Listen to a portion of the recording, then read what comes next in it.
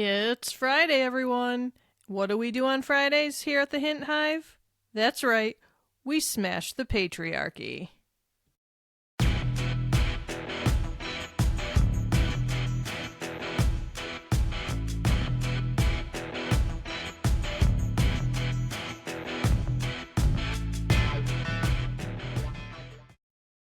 Hey Hive, welcome back to the Hint Hive, Amplifying Women's Voices. I'm your host, Kelly Hint, your resident psychotherapist, feminist life coach, and queen bee of this particular hive. And today, we are getting into something that is equal parts infuriating and motivating. Because somehow, in 2026, women are still fighting to be seen, heard, credited, and celebrated in creative spaces. We are diving into why female artists and creators still don't get the recognition that they deserve, and more importantly, what we are going to do about it. Because let me be crystal clear right out of the gate. This is not about talent. It has never been about talent. It's about power. It's about access. It's about systems that were built without us in mind, as per usual, and sometimes very intentionally against us. And today, we're calling that out, and we are reclaiming what is ours. Let's start with the facts, because we don't just speak in feelings here at the Hive, we back it up. Women make up a massive portion of creative industries. Writers, painters, photographers, musicians, filmmakers, designers, content creators, you name it. We are creating. We are innovating. We are shaping culture. And yet, only about 13% of artists represented in major U.S. museums are women. Artwork by women sells for significantly less than artwork by men, on average. In the music industry, women receive less airplay, fewer Grammy nominations in major categories, and less investment from labels. Female-directed films are still underrepresented, especially in big-budget productions. Women on platforms like TikTok, YouTube, and Instagram often face algorithmic suppression, harsher criticism, and higher rates of harassment. I know some of that a bit myself from personal or professional experience. And let's go even deeper.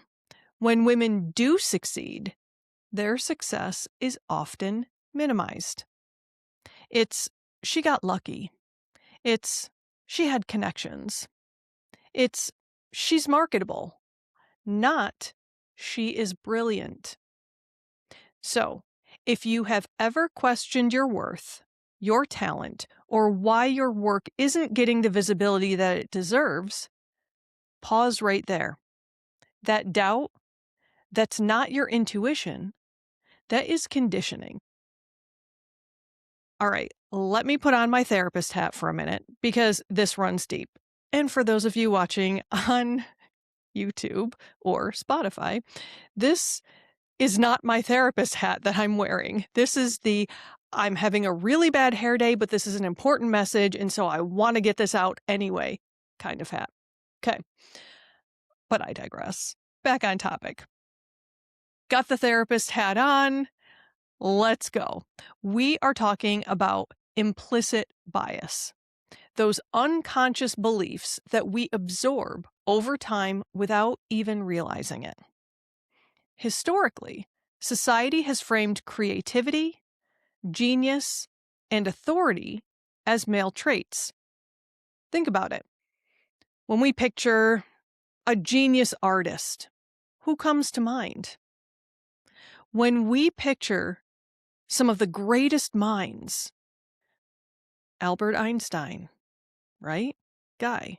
Somehow, for most people, when we picture genius, it's a man.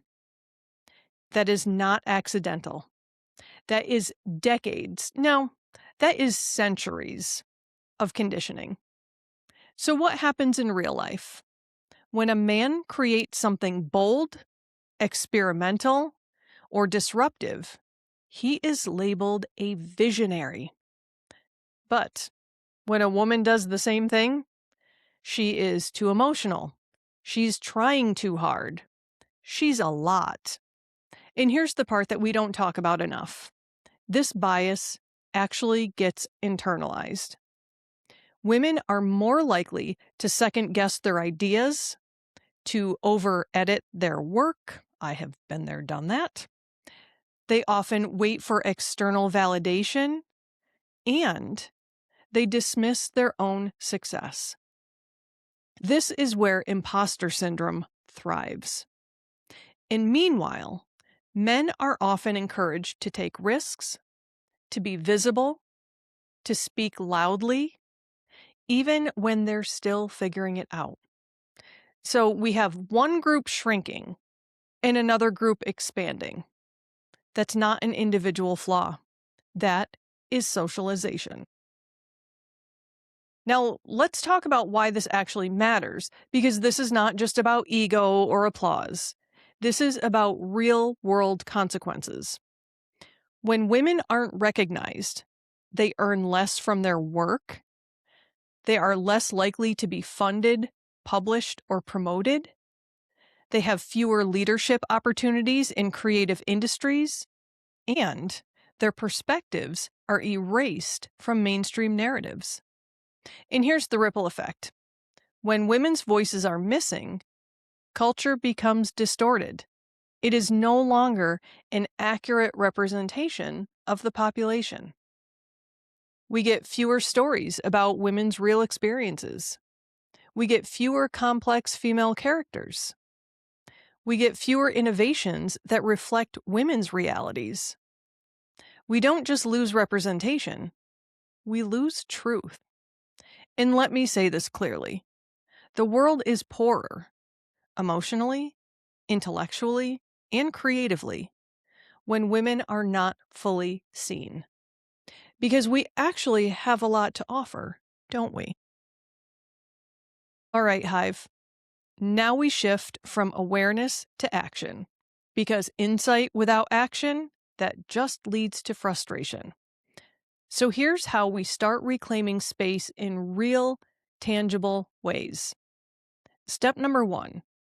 Share your work before you feel ready. Perfection is a patriarchal scam designed to keep you quiet. Let's unpack that a little more, because perfectionism doesn't just show up randomly. It is something that many women are taught. We were taught that we have to be exceptional just to be taken seriously, that mistakes will define us, and that visibility comes with risk. So what do? We hesitate. We overthink. We tweak and edit and wait for the right moment. And that moment keeps moving. But here's the truth. Growth does not happen in private. Confidence is built through action, not preparation. Every time you share your work before you feel ready, you are disrupting perfectionism, you are rewiring your brain to tolerate visibility, and you are building resilience to feedback and criticism. Start small if you need to, but start. Post the draft. Share the idea. Upload the video, even if you're wearing a funky cherry-covered bucket hat.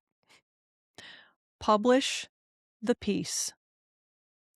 Because the longer that you wait to feel ready, the longer that your voice stays hidden.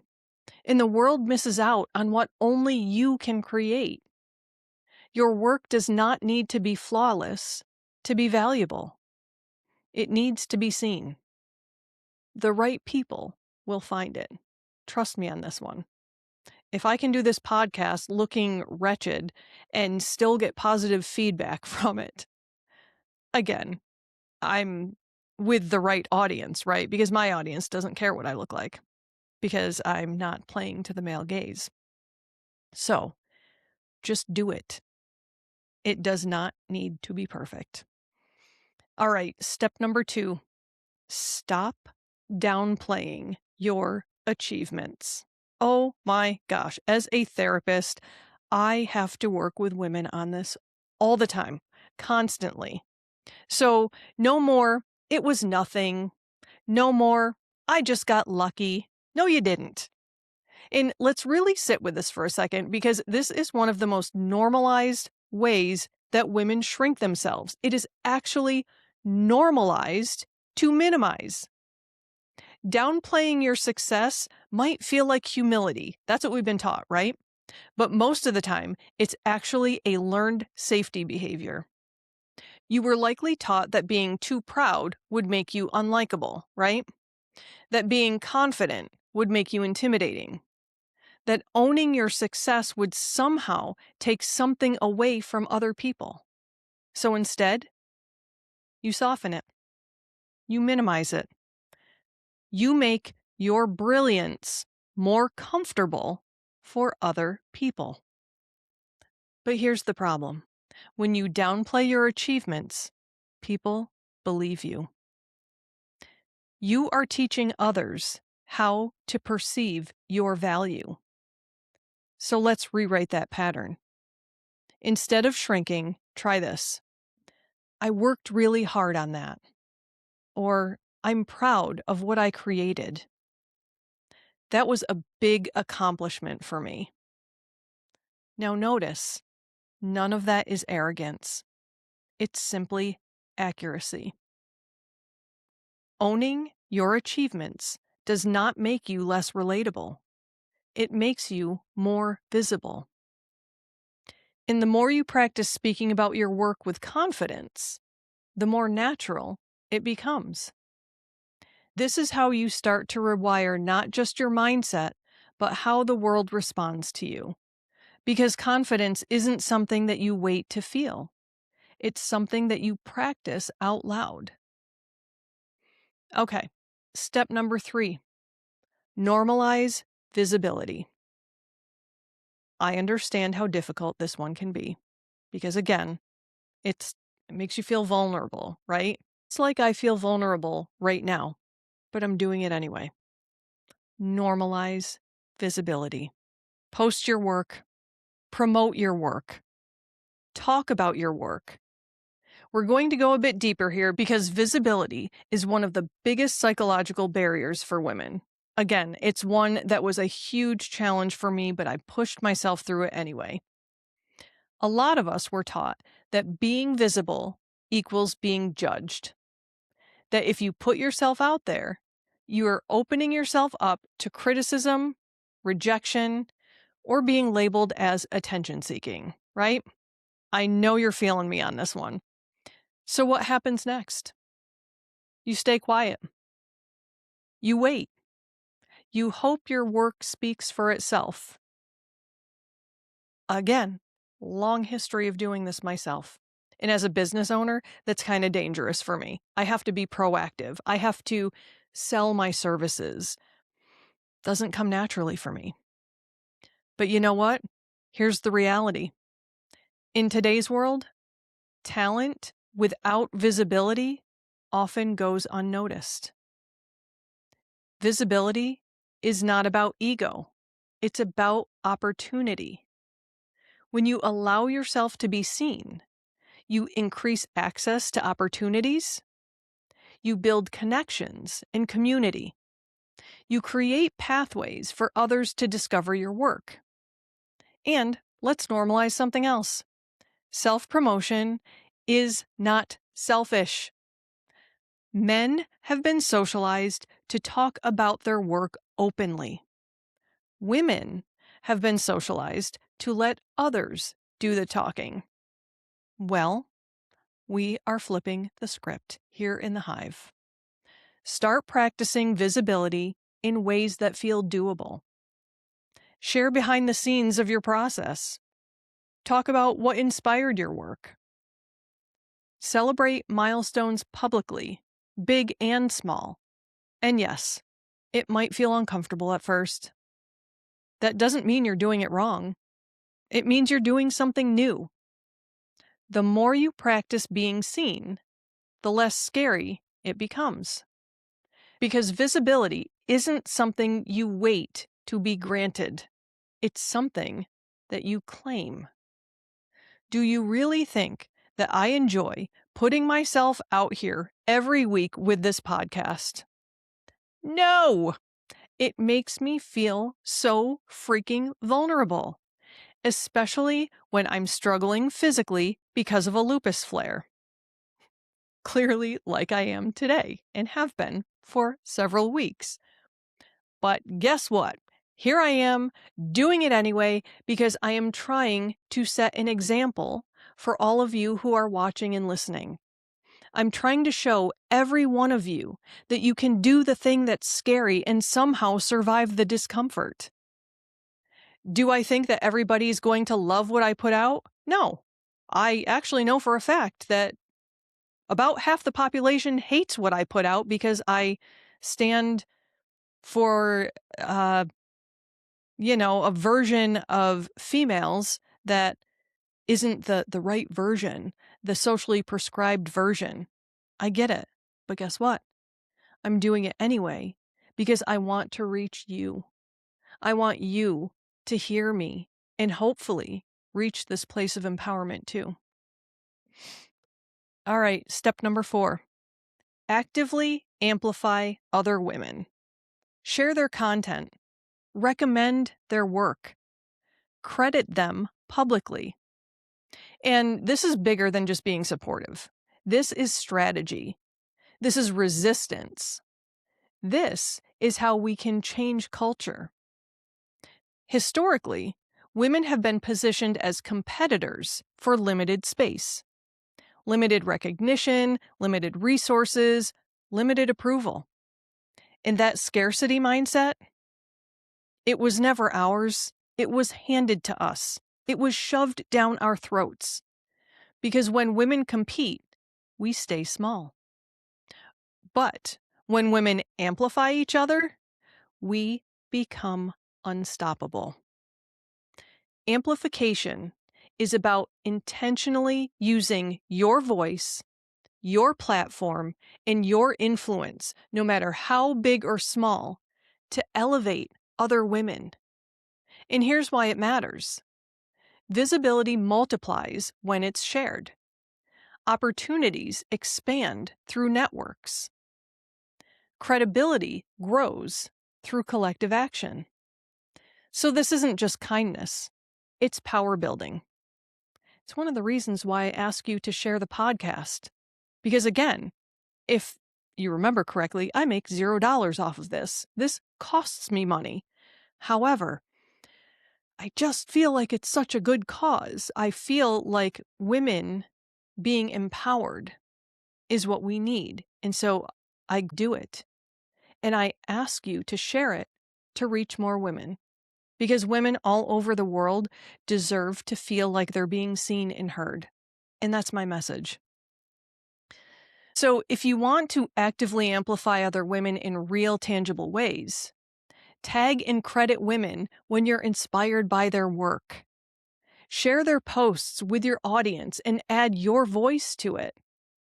Recommend them for opportunities, collaborations, or jobs.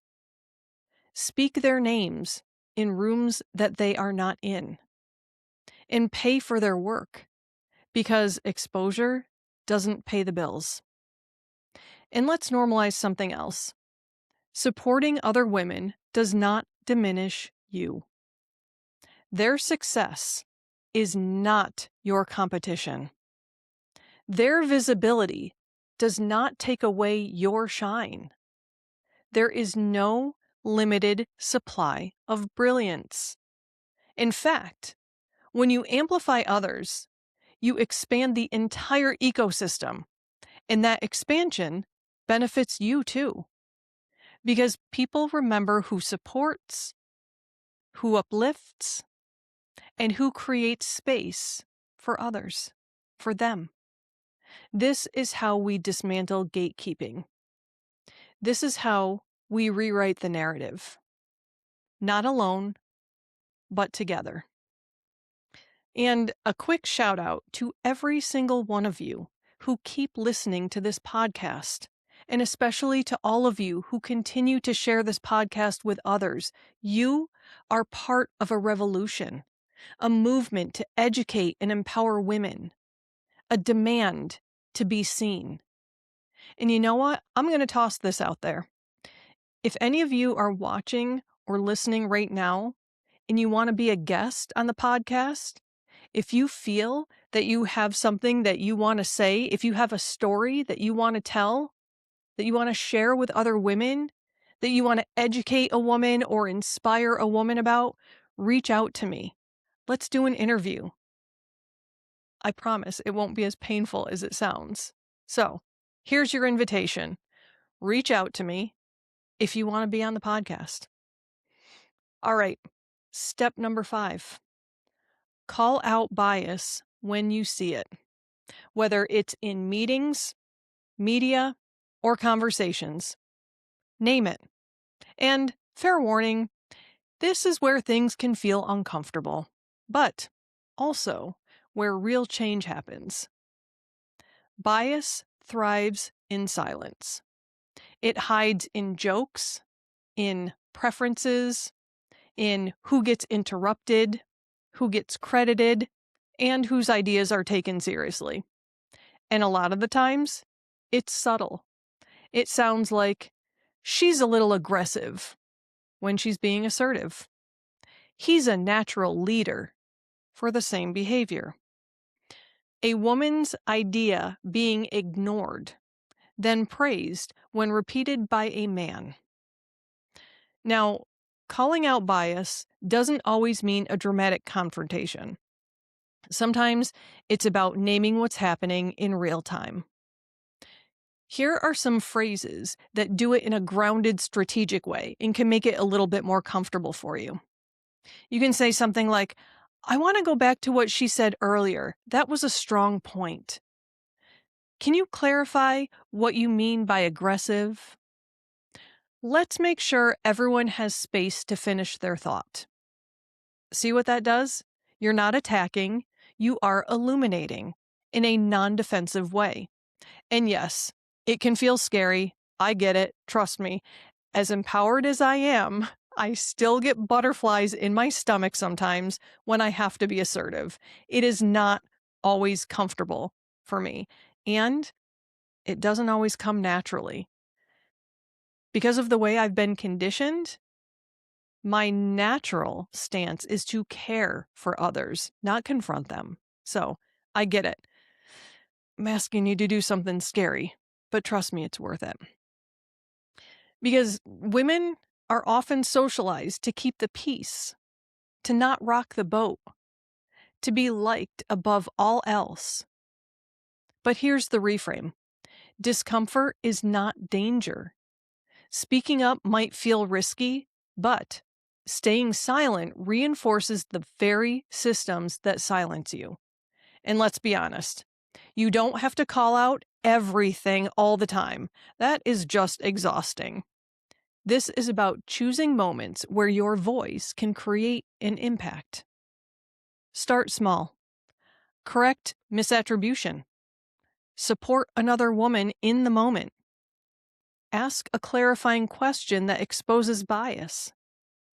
Each time you do this, you are building a new pattern, not just for yourself, but for the environment around you. Silence protects inequality. Your voice disrupts it. And disruption, that is where change begins. Okay, step number 6. Curate your consumption. Look at your playlists, your bookshelf, your social feed. Because what you consume is quietly shaping how you see yourself and what you believe is possible for you. If most of what you're consuming is male-dominated, male-centered, or filtered through a male lens, that becomes your baseline for what success, creativity, and authority look like. And when women are missing from that picture, your brain starts to register that absence as normal. And that is how invisibility gets reinforced. So, curating your consumption is not just preference, it's a form of self-empowerment and resistance.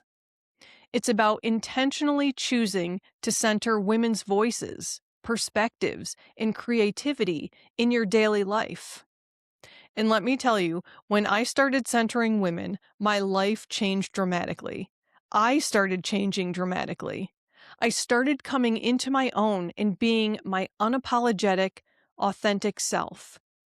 I cannot get enough of women authors in sci-fi spaces, and it has been amazing for me.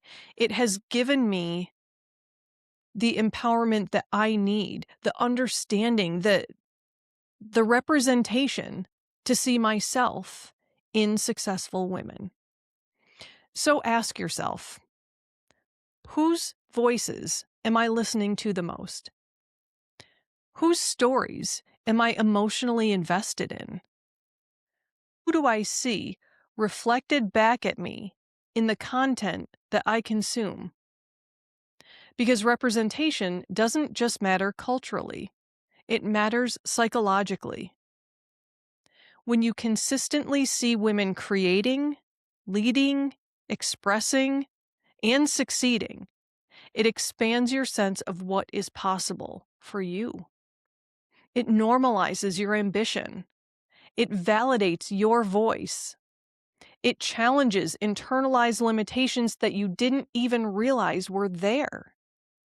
So here's how you can start curating more intentionally. Follow more female artists, writers, and creators. Read books by women across different genres and backgrounds.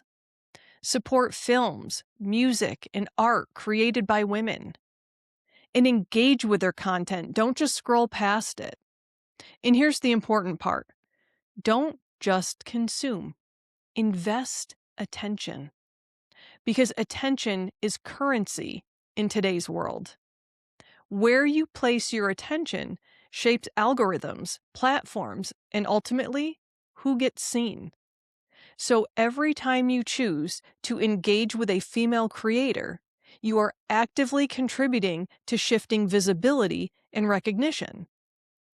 This is how we start to rebalance what the world values, one choice at a time. This is another reason why I ask people to like and share, because it changes the algorithms. Let's get more women creators noticed, invisible, and put into those algorithms.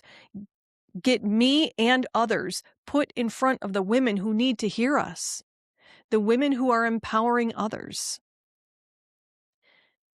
So ask yourself, are women centered in your world, or are they just an afterthought?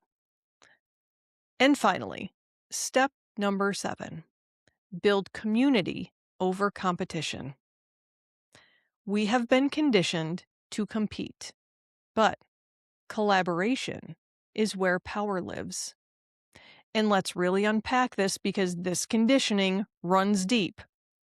From a young age, many women are subtly, or not so subtly, taught that there's limited space for us, limited success, limited recognition, limited seats at the table.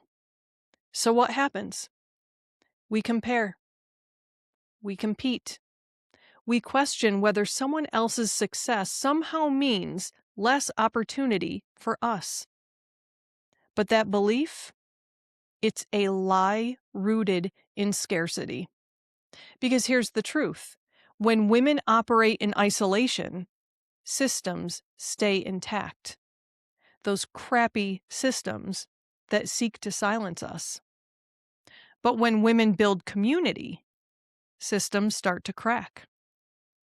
Community is not just about connection. It is about collective power. When you build community with other women, you share resources and opportunities. You exchange knowledge and support. You create collaborative momentum instead of isolated effort. And something powerful happens in that space. You stop seeing other women as threats, and you start seeing them as allies. So, what does community building actually look like in real life? Reaching out to other women in your field instead of silently comparing yourself, or collaborating on projects instead of competing for attention.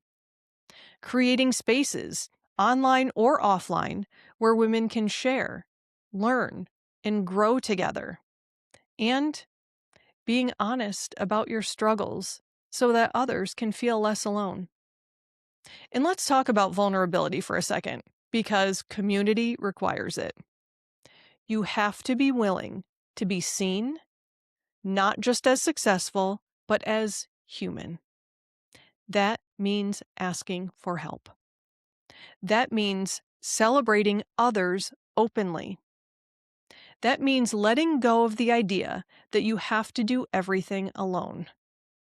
Because independence is powerful, but interdependence, that is transformative. And here's the ripple effect. When women support each other, we don't just rise individually, we rise collectively.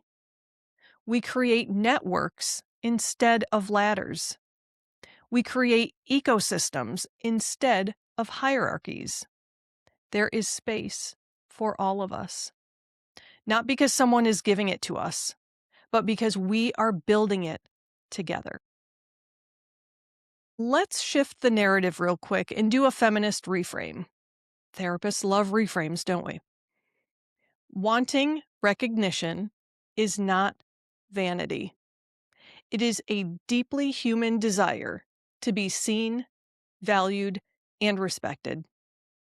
And for women, that desire has been policed, minimized, and flat out denied. So when you advocate for your work, when you ask for credit, when you take up space unapologetically, you are not being too much. You are correcting a historical imbalance.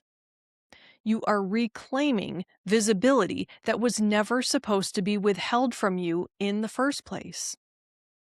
That is not ego. That is justice. All right, Hive, it's time for your badass affirmation of the week.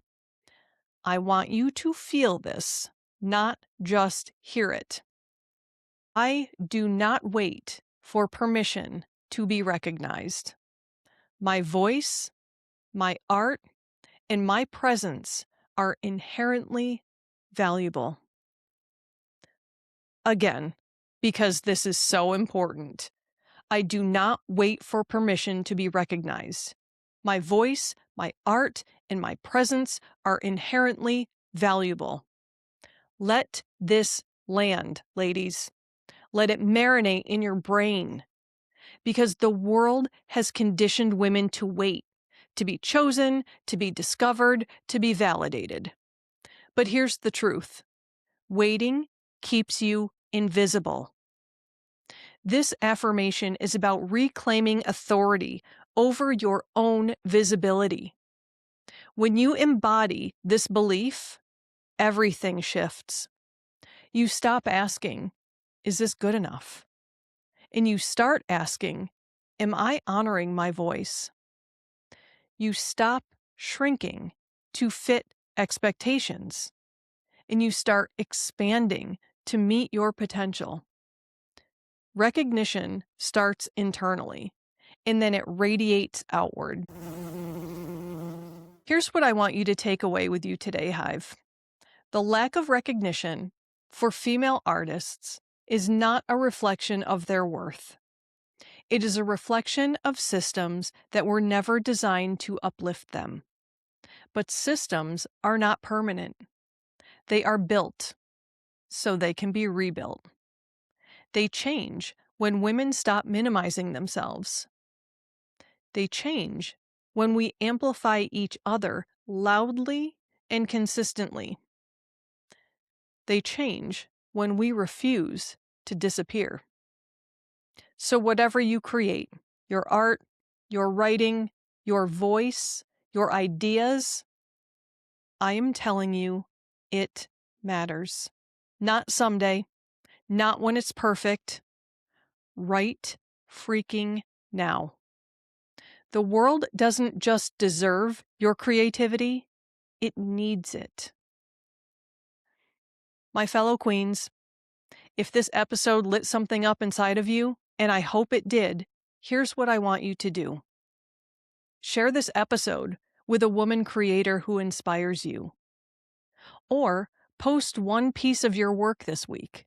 Messy, imperfect, real.